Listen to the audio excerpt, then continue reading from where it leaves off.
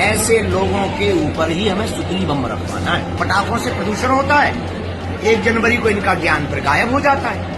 Happy new year के नाम से पूरी दुनिया में पटाखे होते हैं, तब प्रदूषण नहीं होता है, लेकिन दिवाली आती है तो प्रदूषण होता है। ऐसे लोगों के ऊपर ही हमें सुतली बम रखवाना है। हम उन महाशय महामूर्खानंद को कहना चाहते हैं कि इस देश में बकरीद भी तो होती है, बकरीद बंद करवा दो। उतने रुपया जो लाखों के बकरे काटे जाते हैं, जीव हिंसा भी बचेगी, उन रुपयों को गरीबों में बांट दो।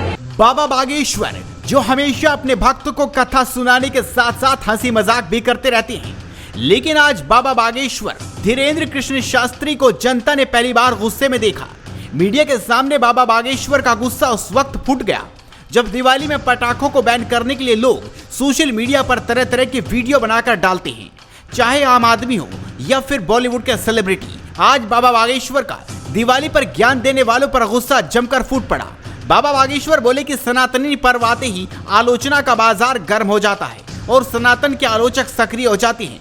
पंडित धीरेन्द्र कृष्ण शास्त्री ने कहा, लोग कहते हैं कि दिवाली में जितना तेल खर्च होगा उतना गरीबों में बांट दिया जाए तो उससे कल्याण होगा। बागेश्वर धाम की पीठाधीश्वर पंडित धीरेन्द्र कृष्ण शास्त्री ने उन लोगों से सवाल पूछा है कि अन्य धर्म के त्योहारों में जो आतिशबाजी होती है, जो जीव हिंसा होती है, क्या उससे पर्यावरण संतुलन नहीं बिगड़ रहा?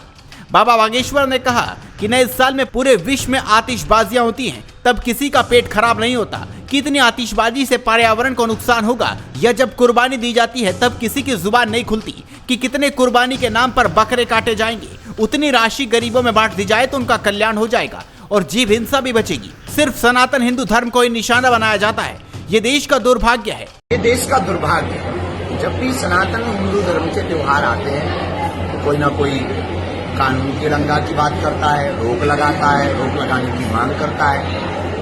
अब किसी ने हमको, अब कल ही हमें एक न्यूज देखी थी, उसने कहा है कि जितने दियों में तेल जलाया जाता है, घी जलाया जाता है, इतना अगर गरीबों में बांटते हैं तो भला हो जाएगा। हम उन महाशय महामूर्खानंद को कहना चाहते हैं कि इस देश में बकरीद भी तो होती है, बकरीद बंद करवा दो। उतने रुपया जो लाखों के बकरे काटे जाते हैं, जीव हिंसा भी बचेगी, उन रुपयों को गरीबों में बांट दो। एक साहब ने कहा कि जो है पटाखों से प्रदूषण होता है, 1 जनवरी को इनका ज्ञान पर गायब हो जाता है।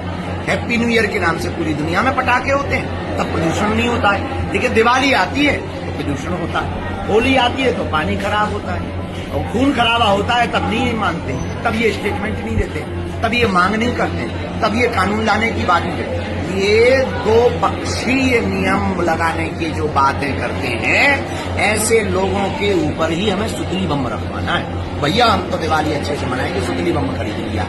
तो सुना आपने बाबा बागेश्वर ने सवाल उठाने वालों को क्या कहा है। जैसे ही बाबा बागेश्वर का बयान सामने आया तो मौलाना तौकीर रजा भी चुप नहीं बैठे और उन्होंने कहा कि पहले मुसलमान त्योहारों पर भी आतिशबाजी की जाती थी। शब बारात में मुस्लिम समाज के लोग आतिशबाजी करते थे, लेकिन देश का हित देखते हुए हमारे उलेमा ने इस पर पाबंदी लगा दी और आज शब बारात पर चिराग होता है, ना कि आतिशबाजी।